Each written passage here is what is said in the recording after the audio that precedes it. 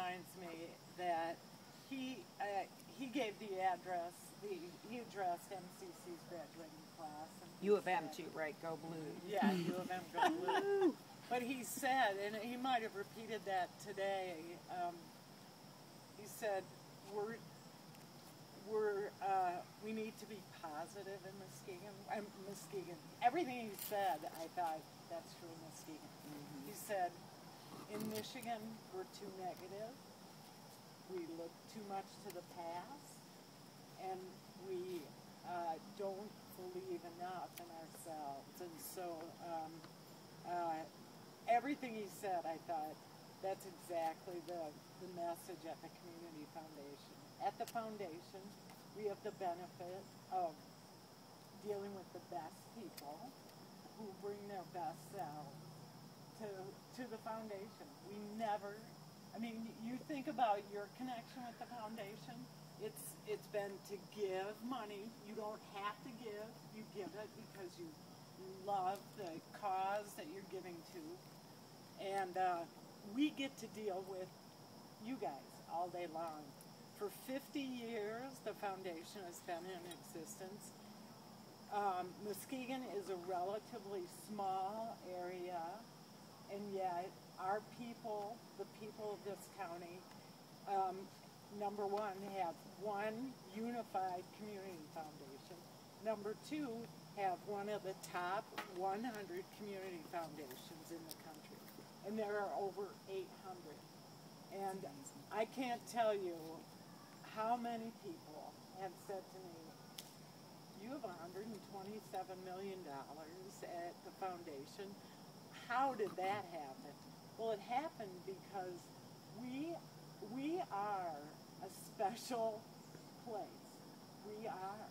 I mean, we have communities within our community, but we work together to benefit the whole county. The Community Foundation exists because we exist so that people can give through us to the organizations they love, like the Education Fund, which Fruitport is a model for education funds. I mean, that your whole community created a board that is passionate about your school, and you every year you create community by doing fundraisers for the school and for the kids. It truly is a model. So we exist so that people can benefit organizations that they love. We exist so that people can carry on the legacy of people that they love, like Mrs. Stibbets, who died and whose legacy is being carried on through her fund to benefit the things she loved, which was the library at the school. And we exist so that people can, during their lifetimes, benefit the causes that give them satisfaction, that give them a reason to, and a purpose in life. And like the Heisers, who I almost started crying when you talked about Paige.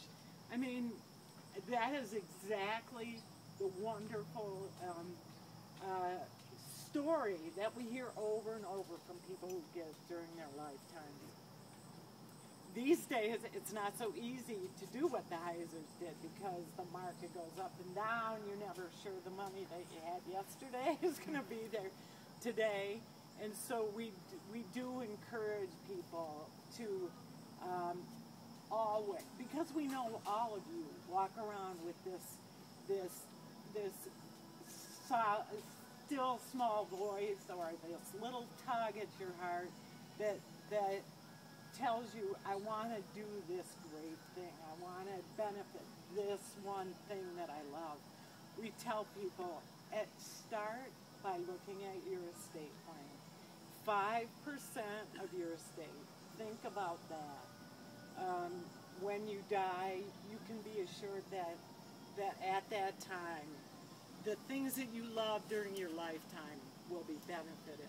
So if you love this school, think about naming that fund in love the library, if you love the hospital where you were born or all your kids were born, just don't assume that you won't have enough when you're gone to make a difference, because you will.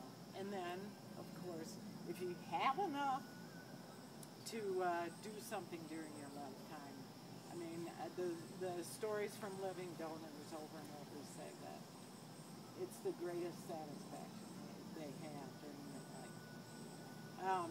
So again, but I definitely want to thank all of you for the participation you've had in the things that you care about. And I'll thank again the Heisers, one of whom's there, one of whom's there. You're about as tall as Matt. I mean, you're as tall as Matt. So I thought, wow, that's not Matt. And continue to have a drink or take off for the football game.